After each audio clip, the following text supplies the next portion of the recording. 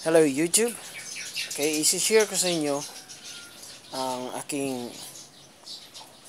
ginawang free energy levitator holder ng isang ballpen.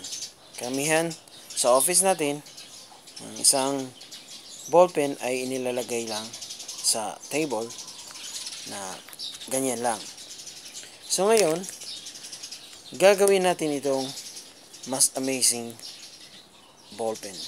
Kasi mayroon tayong paminsan mahilig tayo sa ballpen at may gusto tayo na isang ballpen na hindi mo talaga itatapon. So kung mayroon kayo niyan, pwede nyo gawin, i-elevate nyo at ilalagay sa table at ang iyong bisita ay ma-amaze sa iyong ballpen. Ayan. Nakalevitate na siya sa YouTube. Ang dating ballpen na ilalagay lang sa table ng ganyan, ay ngayon ay nakalutang na. So kung paano siya gawin, dalawa lang ang materyales na magnetic. Itong ring magnet na galing sa airpiece ng telephone at ito namang ring magnet ay galing sa speaker. At susukatin nyo lang yung pwersa ng magnetic field na nandito sa ibaba, dito sa ibaba at yang sa taas. Susubukan nyo lang na ang power niya ay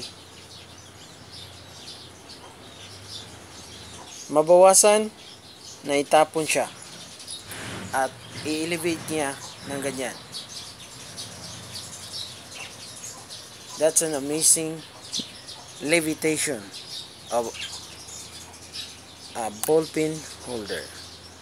That's a ballpen, the real one ballpen. Thank you for watching kay YouTube. Sundan nyo sana ako. Mayroon pa akong ipapakita sa inyong video. I turned this kind of material, an electric